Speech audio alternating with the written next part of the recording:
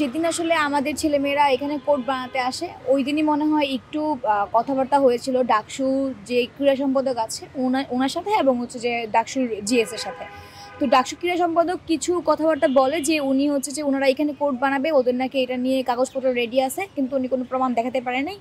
একই সাথে ডাকসুর জিএস বলছে যে এখানে আমরা কেন কেউ কোর্ট বানাতে পারবে না, দ্যাট মিনস তাদের ভিতরে এই কোর্ট বানানো নিয়ে কোনো কথাবার্তাই হয় নাই। আমরা প্রতিবারই দেখি যে ক্যাম্পাসের বিভিন্ন জায়গায় এই যে ব্যাডমিন্টন কোর্ট সেটি বানানো হয়। তো হাকিম চত্বরে কিন্তু এর আগে এতগুলো কোর্ট আমি কখনোই দেখিনি, আমার ক্যাম্পাস জীবনে দেখি নাই। তো হাকিম চত্বরে এরা অনেকেই কোর্ট বানিয়ে ফেলছে, তারপরে হচ্ছে যে টিএসসিতে বানিয়ে ফেলছে, বটতলায় মানে বানানো হয়েছে। তো সর্বশেষ হয়েছে কি যে এই ডাকসুর সামনে একটা কোর্ট বানানো হয় সবসময়। আগে হয়তো 6 বছর ধরে ডাকসু ছিল না, কিন্তু এইবার ডাকসু আছে বলে যে ডাকসুর কোর্ট বানানো যাবে না ব্যাপারটা কিন্তু এমন না। তো আমরা যখন কোর্ট বানাতে যাই আমাদের কিন্তু এমন না যে অন্য কেউ খেলতে পারবে না, যখন যে খুশি তখন সেই খেলতে পারবে।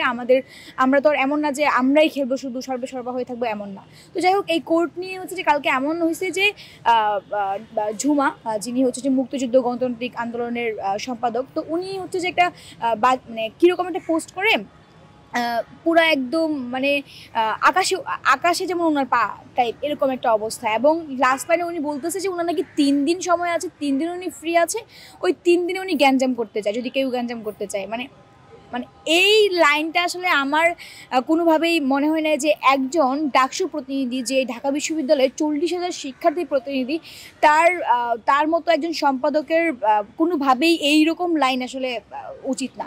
তারপর তাকে যোগ দিয়ে সৌরমিত্র চাকমা লিখছে যে ডাকসুতে যারা হারছে তারা নাকি লজ্জায় 1 বছর নাকি ডাকসুর সামনেই আসতে পারবে না, সে যদি হারতো তারা নাকি কেমন করতো। এই যে বিরূপ মন্তব্য, এই জিনিসগুলো আসলে কোনোভাবে নেওয়ার মতো না। এত হিপ্রোক্রেসি, এত মানে অ্যারোগেন্ট মাইন্ড, এত অ্যাটিটিউড নিয়ে কথা বলা আসলে একটা ডাকসু প্রতিনিধির উচিত না। সে যে কোনো প্যানেল থেকে হোক, সে হচ্ছে ডাকসু প্রতিনিধি, সে শিক্ষার্থীদের প্রতিনিধি।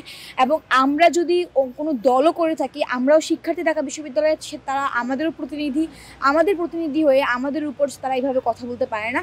আমি সব কিছুর পরে বলবো যে সৌরমিত্র চাকমা যে কথাটি বলেছেন এটার জন্য তার ক্ষমা চাওয়া উচিত প্রত্যেকটা স্টুডেন্টের কাছে।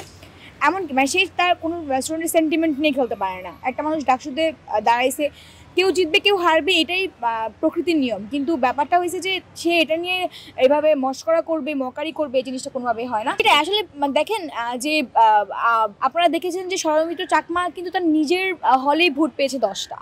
তো উনিও যে এই প্যানেলে না দাঁড়ালে যে জিততো তার কিন্তু কোনো গ্যারান্টি ছিল না। এই প্যানেলে দাঁড়াইছে বা প্যানেল ধরে সবাই শিক্ষার্থীরা ভোট দিয়েছে, জয়যুক্ত করেছে, এটার জন্য কিন্তু অনেক অযোগ্য ব্যক্তিও এবার ডাকসুতে জিতে গিয়েছে। আমি আমার নিজেকে যোগ্য বলতেছি না, কিন্তু ব্যাপারটা হয়েছে যে প্যানেলের সুবাদে তারা একটা সুবিধা পেয়ে গেছে, কিন্তু সেই সুবিধাটাকে কাজে লাগায় তারা এখন নিজেদেরকে যে সর্বে ভাবা শুরু করেছে, এটা একদমই উচিত না।